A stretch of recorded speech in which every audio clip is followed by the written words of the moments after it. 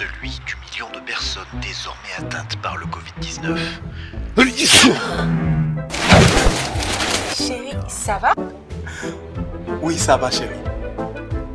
J'ai signé. On est couvert. Avec l'assurance Leadway Protection, assurez à votre famille un soutien financier en cas de décès, d'invalidité ou de maladie grave, y compris Covid-19. Vous prenez soin de ceux que vous aimez, nous prenons soin de vous. Souscrivez à 9 900 francs par an et recevez 500 000 francs en cas de sinistre. Rejoignez-nous. Leadway Vie.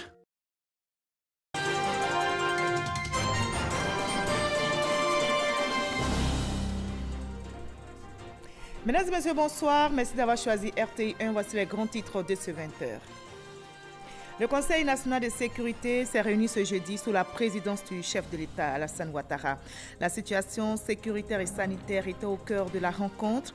Le ministre d'État, ministre de la Défense, Ahmed Bakayoko, a évoqué l'attaque survenue la nuit dernière à Kafolo, dans laquelle ont péri des militaires ivoiriens, une dizaine selon le bilan. La zone attaquée dans l'extrême nord, près de la frontière avec le Burkina Faso, est sous contrôle des forces armées ivoiriennes. Un ratissage est en cours pour mettre hors d'état de nuire les groupes armés et sécuriser le territoire ivoirien. Un dispositif a été renforcé pour la sécurité. La sécurité sanitaire est aussi renforcée en Côte d'Ivoire. Des mesures ont été prises pour lutter contre la Covid-19. Les bars et boîtes de nuit, ces lieux festifs sont interdits d'ouverture depuis le mois de mars. Un temps d'arrêt d'activité qui impacte la vie des propriétaires et des travailleurs. Quel est l'appui de l'État? Élément de réponse dans le dossier de ce 20h. De façon exceptionnelle, en raison de la Covid-19, le ministère de l'Éducation nationale a annoncé la suppression de l'examen du CEP cette année. Les candidats officiels seront évalués à partir des notes obtenues au contrôle continu. En revanche, les candidats libres vont subir les épreuves de l'examen du CEP. Soyez les bienvenus sur RTI 1. Le chef de l'État, Alassane Ouattara, vient de présider un conseil national de sécurité. Au cœur de la rencontre, la situation est sécuritaire et sanitaire en Côte d'Ivoire. Le ministre d'État, ministre de la Défense, Ahmed Bakayoko, a évoqué l'attaque survenue la nuit dernière au nord-est ivoirien. Un poste mixte armée-gendarmerie à Kafolo, dans l'extrême nord, près de la frontière avec le Burkina Faso, a été la cible d'attaque par des individus armés. On déplore une dizaine de morts au sein des forces de défense et de sécurité. Nous écoutons le ministre d'État, ministre de la Défense, Ahmed Bakayoko, à l'issue de la réunion du CNS tenue ce jeudi. Au titre du ministère de la Défense, le Conseil a été informé par le chef d'état-major général des armées de l'attaque survenu dans la nuit d'hier d'un poste avancé de Fassi dans le nord-est de la Côte d'Ivoire. Le chef d'état-major général a produit un communiqué qui fait état d'un bilan d'une dizaine de morts, des blessés. Et également, le président de la République, chef suprême des armées, a présenté toutes ses condoléances aux forces armées et aux familles endeuillées. Il a adressé ses vœux de prompt rétablissement à tous les blessés et il a instruit l'état-major à faire en sorte que le calme règne dans cette région et qu'une enquête soit menée pour donner tous les éléments d'information par rapport à cet incident. Et une opération de ratissage à court en ce moment pour rattraper et neutraliser tous les terroristes auteurs de cette attaque. Le président de la République a tenu d'abord à rassurer les populations sur son engagement à tout mettre en œuvre, à donner tous les moyens pour que notre pays soit en paix et pour nous faire confiance. C'est vrai que ça et là, il peut y avoir des attaques, mais ce qu'il faut observer, ce sera toujours notre capacité à faire face. Et très rapidement. Les 6 blessés de l'attaque de Kafolo sont arrivés ce jeudi à Abidjan à la mi-journée. Ils ont été accueillis à l'aéroport par le ministre d'État, ministre de la Défense. Il a apporté le réconfort de l'État à ces soldats ivoiriens qui se sont battus contre l'ennemi la nuit dernière. Le ministre d'État, Ahmed Bakayoko, condamne une attaque terroriste et confirme que la Côte d'Ivoire va renforcer la sécurité pour faire face à la menace. Kolo Koulibaly. C'est à bord de l'Antonov 26 de l'armée ivoirienne que les 6 blessés de l'attaque de Kafolo sont arrivés à la base aérienne d'Abidjan, qui, touchés à la cuisse, qui d'autres au bras, des soldats blessés physiquement, mais visiblement au moral haut, et ce, à raison, puisque la hiérarchie militaire ne les abandonne pas. On a des soldats, d'accord? On se soigne et puis on repart rapidement au nom de tous ceux qui sont décédés. Ok? Alors, je compte sur vous. Beaucoup de courage à vous. Je passerai vous voir à l'hôpital demain. C'est ce même message de détermination qu'affiche le gouvernement. Le ministre d'État, ministre de la Défense, Ahmed Bakayoko, était lui-même à l'aéroport pour accueillir les 6 blessés. Quelques moments d'échange pour réconforter les hommes revenus du front. Une attaque qui a commencé vers 3 h du matin. Une attaque hier nuit dans la localité de Kafolo, nord-est de la Côte d'Ivoire, qu'on nous a signalé des blessés. Et immédiatement, on a déployé l'armée de l'air afin de ramener très rapidement nos blessés. C'est une attaque terroriste. Immédiatement, il y a eu un renfort. Nous sommes en plein ratissage. Les hommes sur le terrain à Kafolo ont aussitôt reçu du renfort. Le gouvernement n'entend pas s'arrêter là. Représailles ou pas, la seule réponse des États, c'est de faire face. Nous nous organisons pour faire face. On avait des informations sur cette menace des narcotrafiquants et alliés aux terroristes pour avoir un accès à une zone portuaire. La Côte d'Ivoire était effectivement dans la zone de Mie. Nous avons pris des dispositions, mais là, nous ferons le point de cette attaque-là et puis renforcer notre présence autour de la frontière. Et je pense qu'immédiatement, il y aura du renfort aérien et le ratissage permettra, j'en suis sûr, de neutraliser ceux qui ont fait ça. Les forêts sont toujours très difficiles à surveiller. Donc l'opération conjointe avec le Burkina, justement, avait pour but d'évaluer les différentes menaces à l'intérieur de cette forêt et nous n'allons pas nous arrêter. Le plus important pour nous, c'est de protéger nos populations et protéger notre territoire. Nous avons un niveau d'organisation de nos forces qui nous permet de faire face. Et vous allez voir dans les jours qui viennent, la réponse sera à la mesure de cette attaque-là. Le bilan reste pour l'instant à une dizaine de morts, 6 blessés et un assaillant neutralisé. Les blessés, eux, sont transportés à l'hôpital militaire et autres centres spécialisés pour recevoir les soins appropriés. Voilà, la zone attaquée dans l'extrême nord, près de la frontière avec le Burkina Faso, est sous contrôle des forces armées ivoiriennes. Un ratissage est en cours, vous l'avez entendu, pour mettre hors d'état de nuire les groupes armés et sécuriser le territoire ivoirien. Des moyens conséquents ont été déployés. Un dispositif a été renforcé pour la sécurité des personnes et leurs biens, comme nous le témoigne Abou Sanogo. L'armée ivoirienne est en alerte à la frontière nord avec le Burkina Faso. Depuis le mois de février 2020, elle a lancé une vaste opération de sécurisation de la bande frontalière commune sur les quelques 580 km de frontières terrestres que partage la Côte d'Ivoire avec le Burkina Faso et le Mali. Et cette opération vise à endiguer dans cette zone tout trafic illicite, les braquages à main armée, mais surtout l'action de groupes armés terroristes à l'étape embryonnaire. Et il s'agit donc d'empêcher l'installation de bases terroristes sur le territoire ivoirien. L'armée ivoirienne contrôle la zone comprise entre l'Aliraba, Petit Nagpou, Sikolo et Kafolo. Des hommes ont été engagés sur le théâtre des opérations avec des moyens conséquents pour sécuriser cette zone frontalière. Ils sont au nombre de 1000 soldats. Un déploiement en vue d'une sécurisation optimale. Il s'agit pour les militaires ivoiriens d'exécuter de manière efficace leur mission de protection des populations et de leurs biens. La présence des troupes engagées sur le théâtre des opérations a permis d'obtenir des résultats probants. Un dispositif qui a d'ailleurs permis de contenir l'attaque de Kafolo. Des bases terroristes ont été démantelées et leurs hommes neutralisés. Aucune base terroriste n'existe sur le territoire ivoirien. Toutes les zones identifiées comme pouvant servir de refuge dans la forêt de la Komoé font l'objet de fouilles et de ratissages. La zone nord est sous contrôle des forces armées ivoiriennes.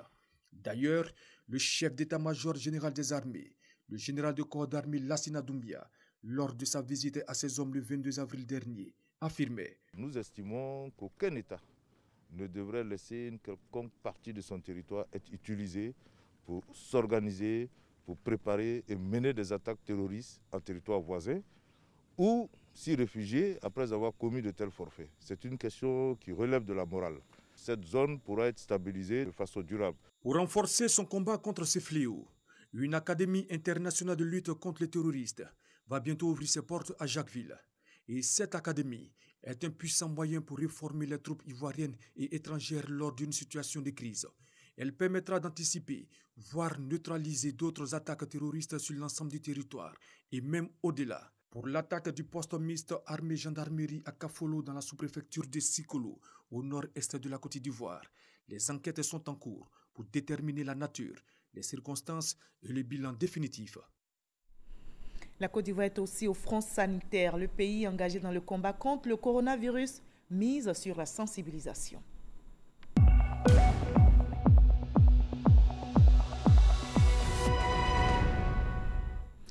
Les réunions s'enchaînent au Conseil national de sécurité. Je rappelle ce jeudi, le chef de l'État, Alassane Ouattara, a présidé une réunion du CNS. La situation sécuritaire, nationale et sanitaire était au menu.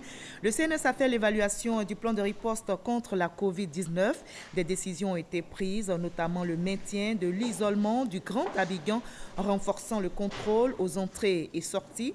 Nous écoutons le ministre de la Santé et de l'Hygiène publique, Eugène Aka-Awili. Le président de la République, son Excellence M. Alassane Ouattara, a présidé ce jeudi 11 juin 2020 une réunion du Conseil national de sécurité. Cette séance a permis d'examiner l'évolution de la maladie à coronavirus dans notre pays, prenant en compte le rapport du comité scientifique et après analyse, le Conseil national de sécurité fait les constats suivants. L'évolution du nombre de cas positifs, 3 mois après le début de la maladie en Côte d'Ivoire, est en ligne avec les prévisions.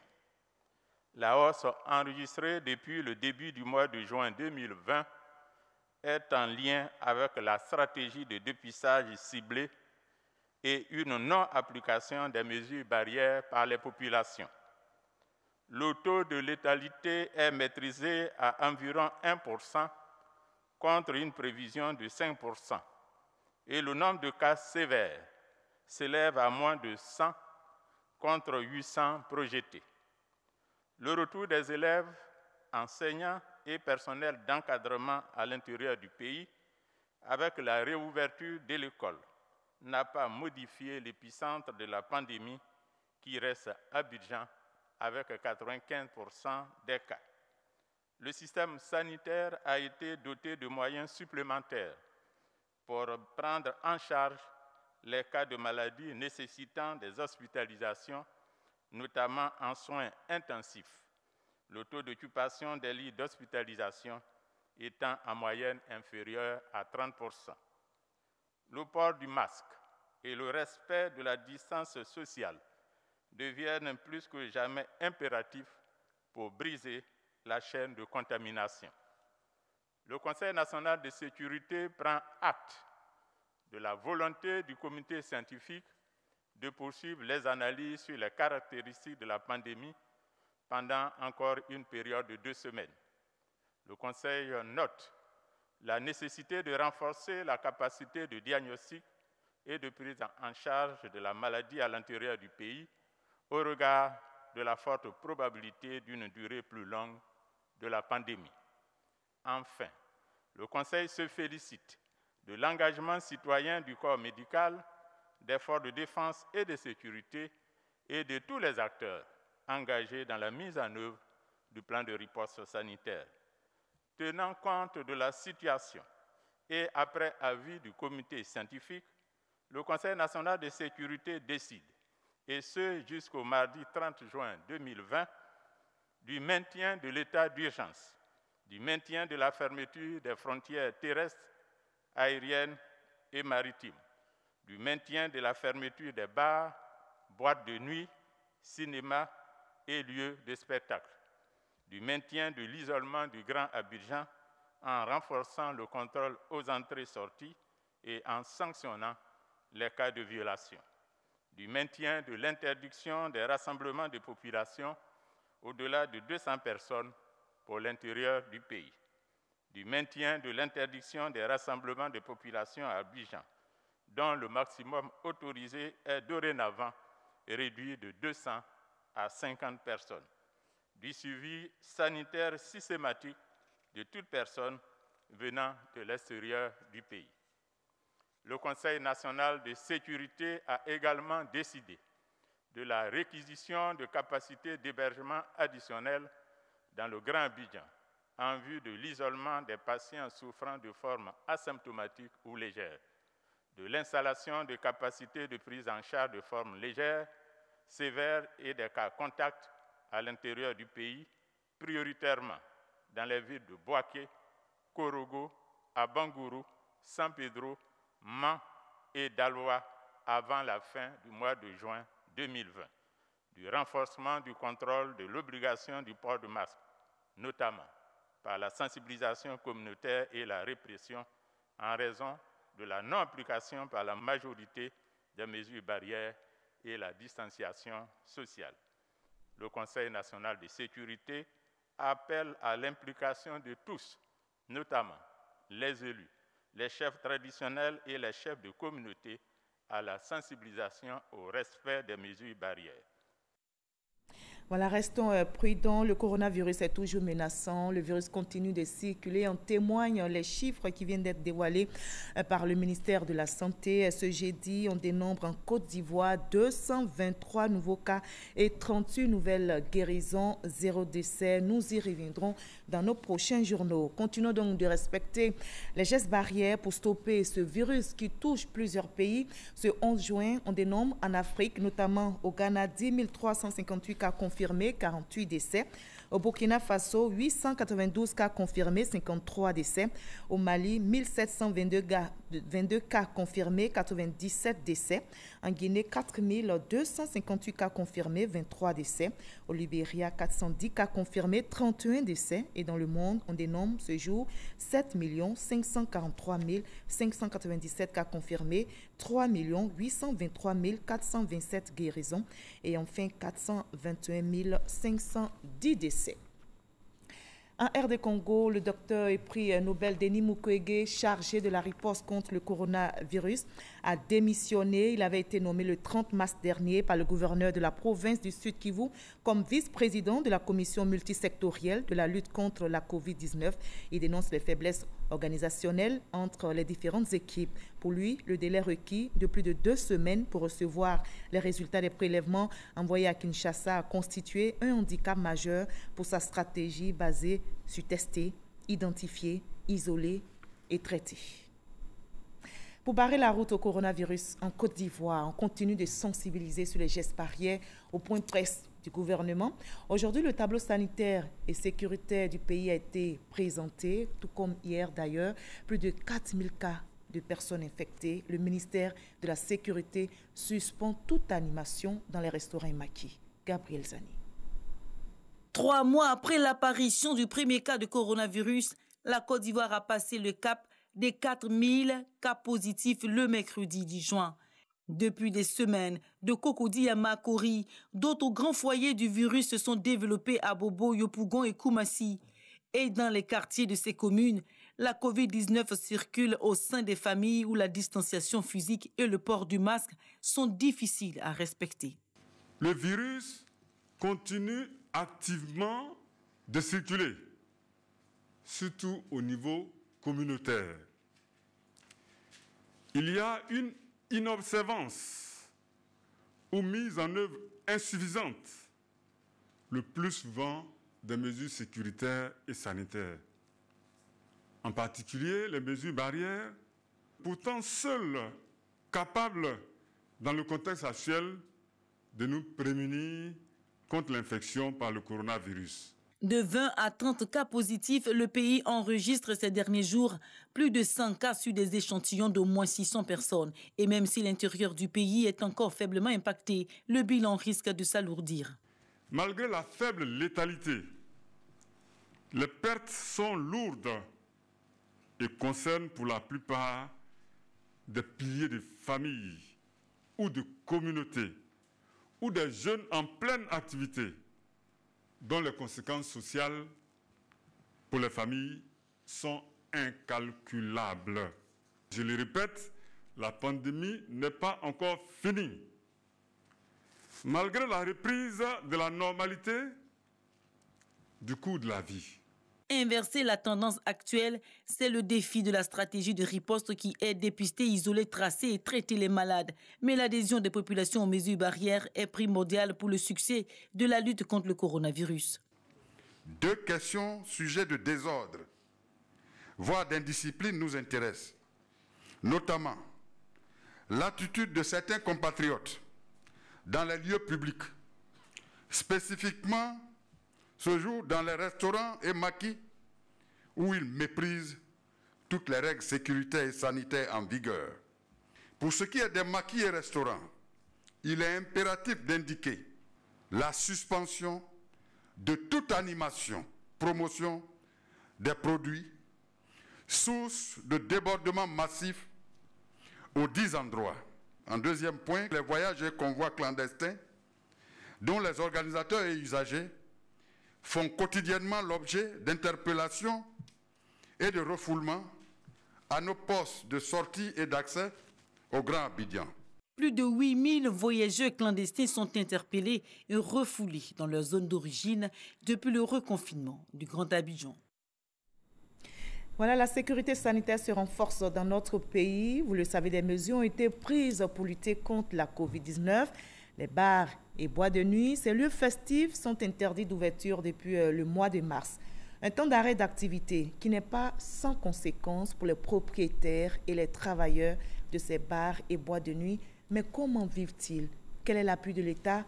Élément de réponse dans ce dossier signé Konaté Moussa. Un bar dans la commune de Marcouri.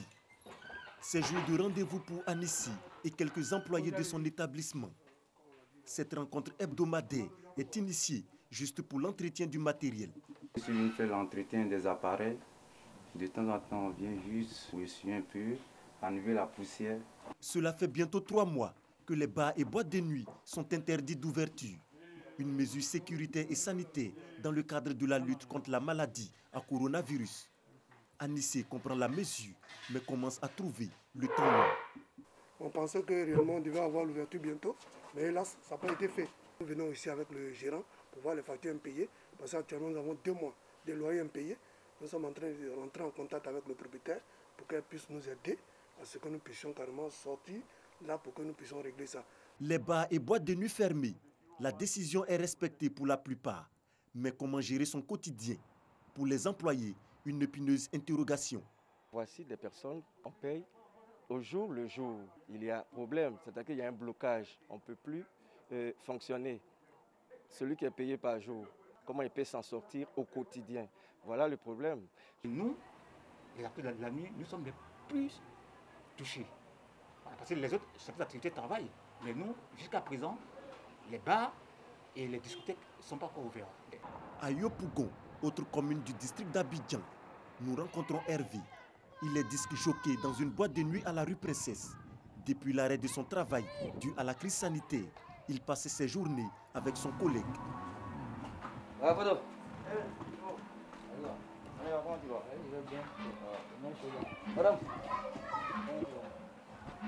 il n'y a pas de revenus, qu'il y a des sorties d'argent, donc ça pèse pour finir. Les ressources me sont épuisées, pour être franc.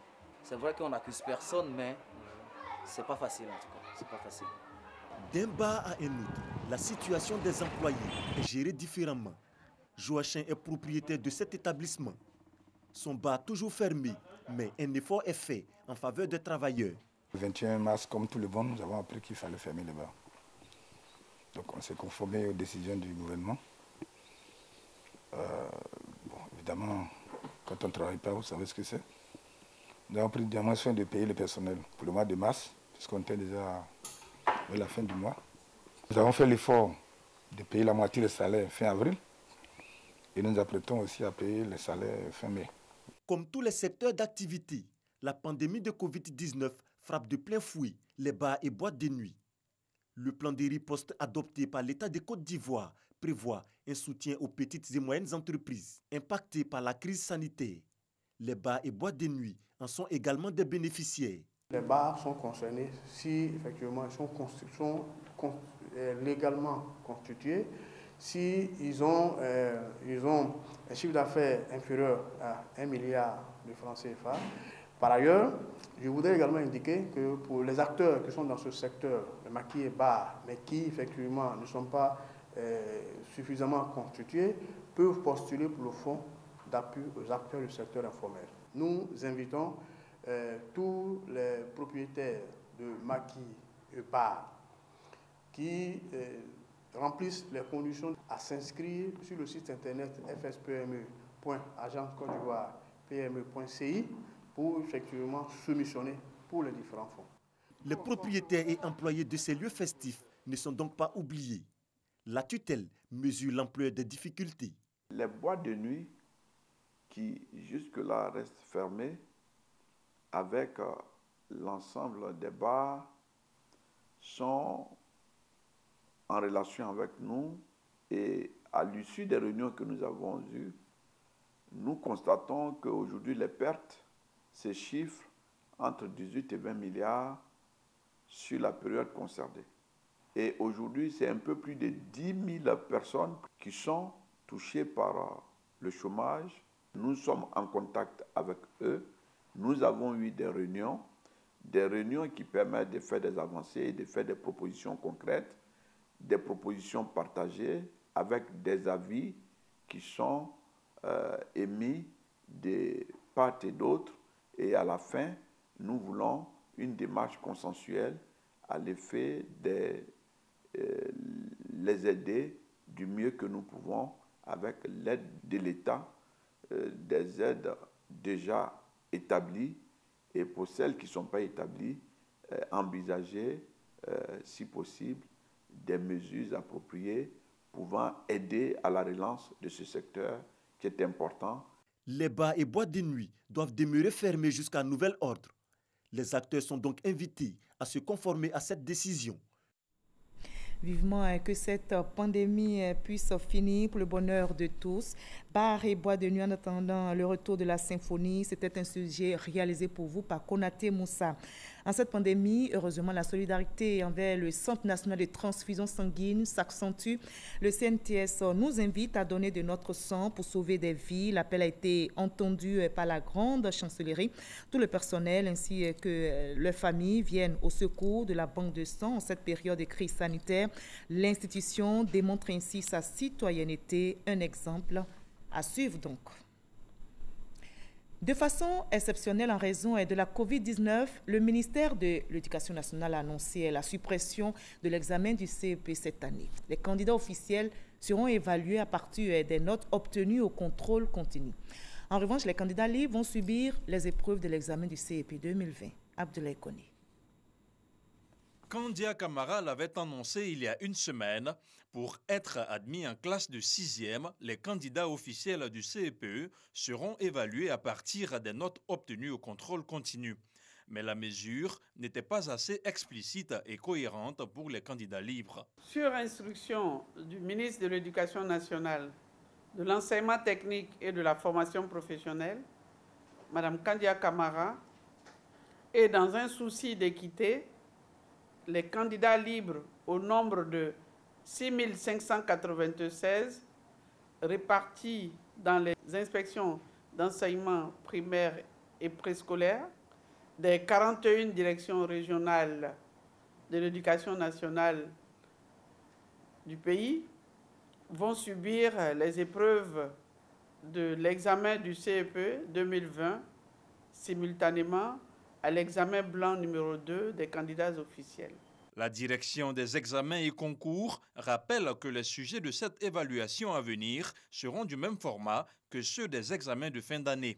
L'ouverture des secrétariats aura lieu le lundi 22 juin 2020. 4 épreuves écrites seront au programme et les résultats seront proclamés le 8 juillet à 14h30, suivi de la distribution des relevés de notes.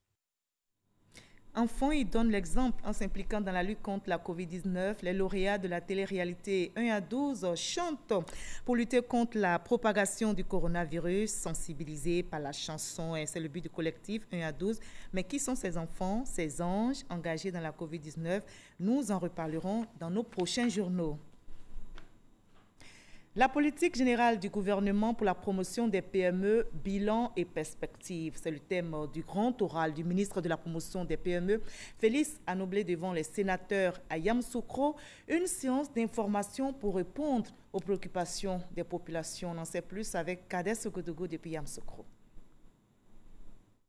Dès sa prise de fonction, le président de la République, Alassane Ouattara, s'est fixé comme objectif de faire des petites et moyennes entreprises PME un rempart sûr du dynamisme de l'économie ivoirienne. Environ une décennie après, comment se porte le secteur?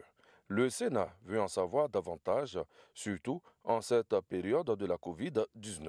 Le Sénat a salué la mise en place d'un plan de soutien économique, social et humanitaire de 1 700 milliards, comprenant notamment un fonds de soutien Covid-19 aux PME de 150 milliards de francs CFA.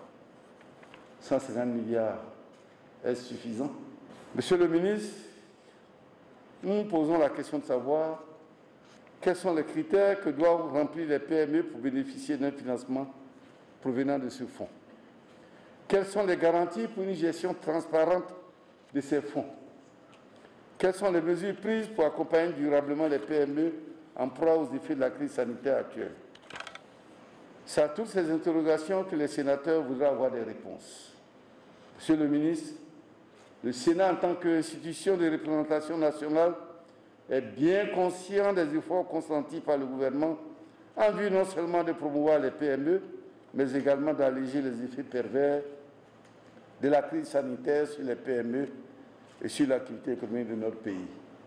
C'est pourquoi je voudrais, en mon nom propre et au nom de tous les sénateurs, réitérer mes vives félicitations au président de la République, son Excellence M. Alassane Ouattara, et au Premier ministre Amadou Gon Coulibaly, pour l'ensemble des mesures prises jusque-là en faveur de ce secteur qui fait vivre la majorité de la population ivoirienne.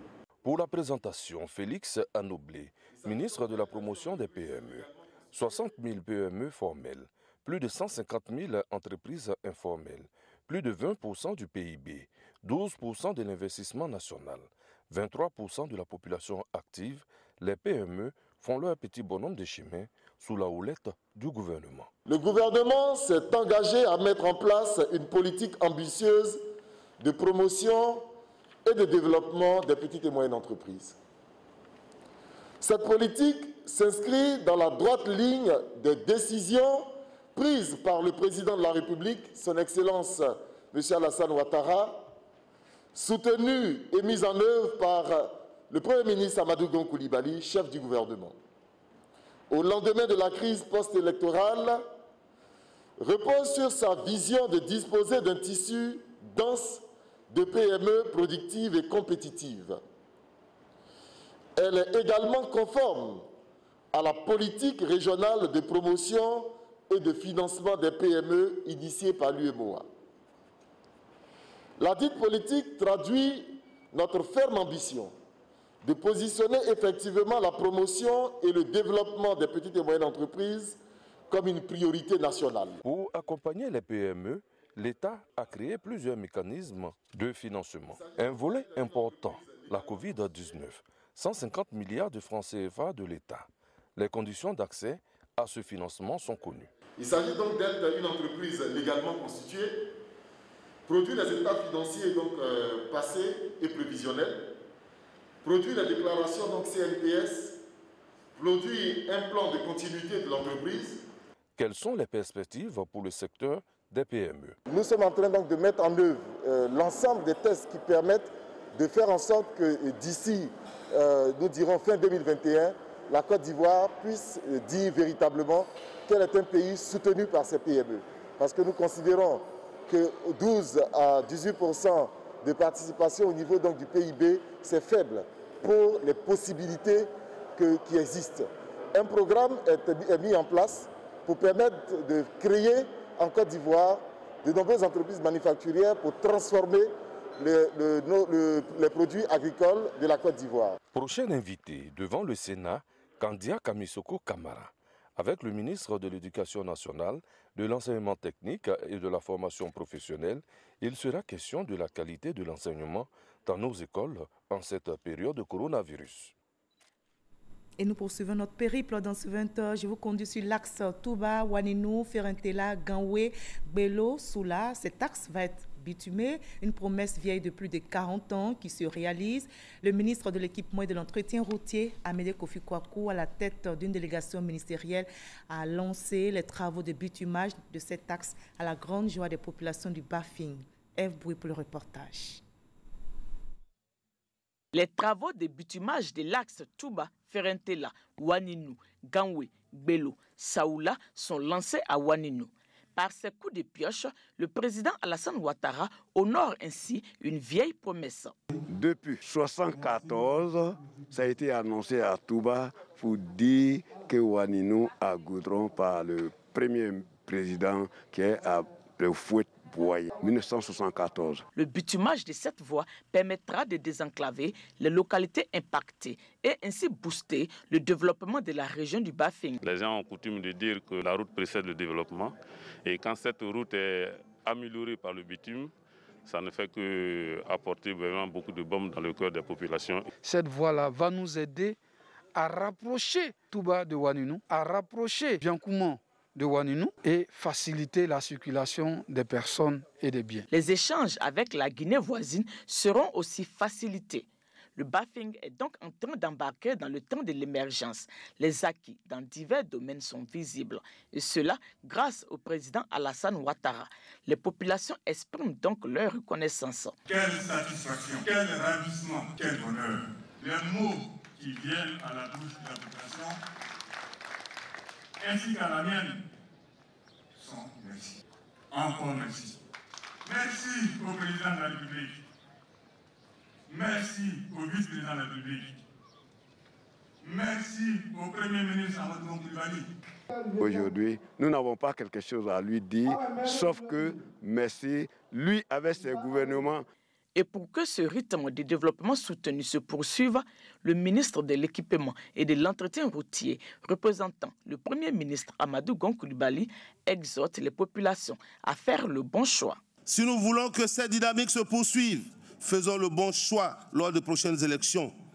Je vous invite donc à vous inscrire massivement sur la liste électorale afin qu'au soir du 31 octobre 2020, votre choix puisse se traduire dans les urnes et que notre candidat remporte les élections. Ne laissez pas d'autres personnes faire le choix à votre place. Cette cérémonie de lancement a été ponctuée par la remise de 2 ambulances au centre de santé de Fouena et de Ganwe.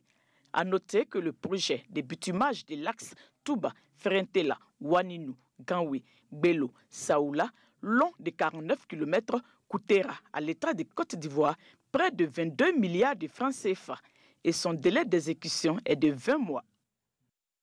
Loin du Bafing, ici à Abidjan, les activités de l'Observatoire pour le respect des droits de l'homme ont été lancées. L'objectif de cet observatoire est d'évaluer les processus électoraux sur la base des standards régionaux et internationaux relatifs aux droits de l'homme et elle a pour mission de veiller au respect des droits fondamentaux des citoyens au cours des élections à venir. C'est Fourazegui. Les élections présidentielles en Côte d'Ivoire, c'est pour bientôt. Le Conseil national des droits de l'homme CNDH vient de jouer sa partition. La présidente a mis ce matin en mission l'ensemble des officiers des droits de l'homme des 31 commissions régionales à travers l'Observatoire pour le respect des droits de l'homme dans les processus électoraux 2020-2021. La mission première de cet instrument, veiller au respect des droits fondamentaux des citoyens en période électorale. Dans le cadre de cet observatoire toujours, il y a une composante observation des élections. Le Conseil national va déployer dans tous les lieux de vote des observateurs afin d'accompagner de façon efficace et efficiente la commission électorale indépendante. Aimé Zébeyou, secrétaire d'État chargé des droits de l'homme, félicite le CNDH pour la mise en place de cet instrument qui vient accompagner le gouvernement et la commission électorale indépendante CEI. L'observation du processus électoral est une œuvre certes humaine, mais qui, bien outillée, permet d'atteindre les objectifs d'une élection apaisée, transparente. Cela nécessite des observateurs certaines aptitudes, l'acquisition de certaines dispositions. La CEI, par le biais de son président, a rehaussé de sa présence cette cérémonie. Cuibière Koulibaly Ibrahim rassure les citoyens quant au respect de leurs droits dans tout le processus électoral. Comment la commission électorale protège-t-elle les droits des citoyens? À l'occasion de la révision de la liste électorale, nous avons demandé à nos compatriotes de venir massivement s'inscrire sur la liste électorale parce que c'est un droit pour eux. Nous avons fait beaucoup de campagnes permettant aux uns et aux autres de savoir ce qui se passe. Nous sommes conscients de ce que ce droit doit être respecté et permettre à la population de venir effectivement s'inscrire, que nous avons mis en place 10 848 centres d'enrôlement sur toute l'étendue du territoire, permettant ainsi de rapprocher la matière électorale de l'électeur. Pour que les élections d'octobre prochain soient apaisées, crédibles et respectueuses des droits de l'homme, le CNDH effectue déjà des missions dans le district d'Abidjan et à l'intérieur du pays. Et nous retournons à l'intérieur du pays où la coordination régionale du RHDP de Nzi vient d'organiser un séminaire qui a réuni 150 délégués représentant des structures de base. Les ministres Ramatali Bakayoko, Adama Koulibaly et le secrétaire d'État Nguessan Lataye ont invité les militants du parti à prendre part au processus d'enrôlement. Mamadou Kwasi.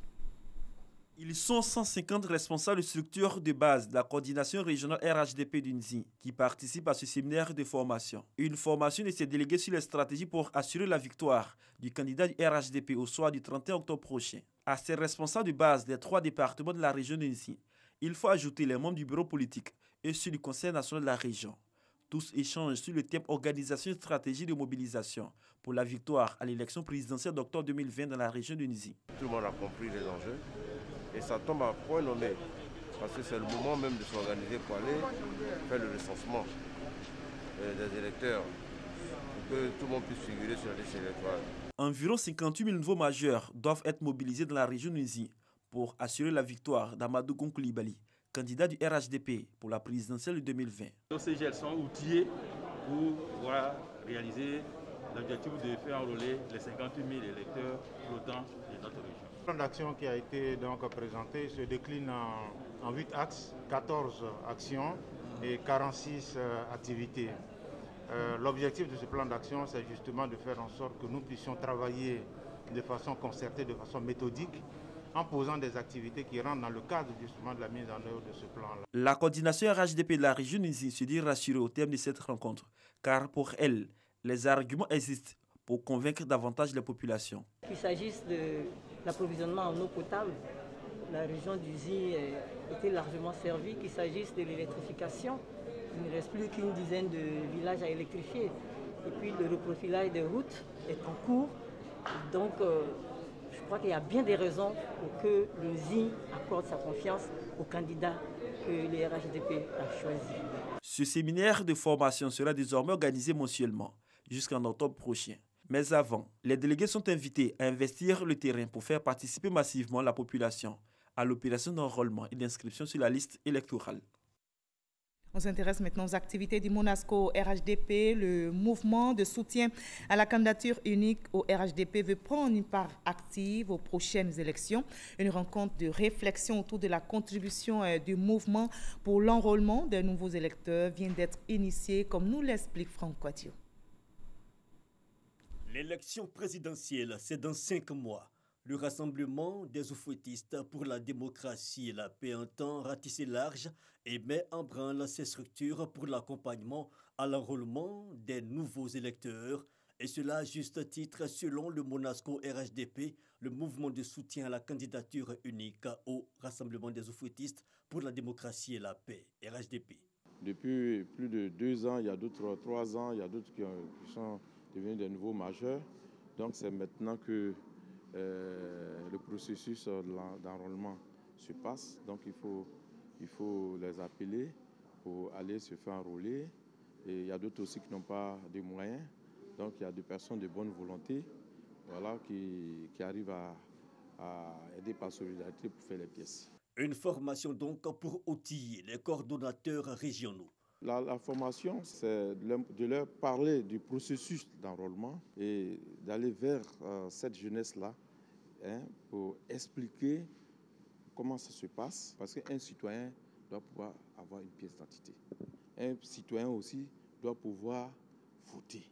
Un renforcement de capacité axé autour d'un thème, quelle contribution du Monasco RHDP pour l'enrôlement des nouveaux électeurs, qui aura permis de dégager des axes d'action stratégique, par exemple la détermination de messages mieux adaptés aux préoccupations de ces nouveaux électeurs, de même l'élaboration de meilleurs suivis. Après la réflexion, place alors à l'action sur le terrain. Les coordonnateurs régionaux du Monasco RHDP sont désormais mis en mission. Je rappelle, avant de refermer ce 20 heures, qu'un Conseil national de sécurité s'est réuni ce jeudi sous la présidence du chef de l'État, Alassane Ouattara. La situation sécuritaire et sanitaire était au cœur de la rencontre. Le ministre d'État, ministre de la Défense, Ahmed Bakayoko, a évoqué l'attaque survenue la nuit dernière à Kafolo, dans laquelle ont péri des militaires ivoiriens, une dizaine selon le bilan. La zone attaquée dans l'extrême nord, près de la frontière avec le Burkina Faso, est sous contrôle des forces armées ivoiriennes et le CNS a également fait l'évaluation du plan de riposte contre la COVID-19. Des décisions ont été prises, notamment le maintien de l'isolement du Grand Abidjan en renforçant le contrôle aux entrées et sorties. Restons prudents, le virus circule, respectons les gestes barrières. Portez-vous bien, à demain 20h.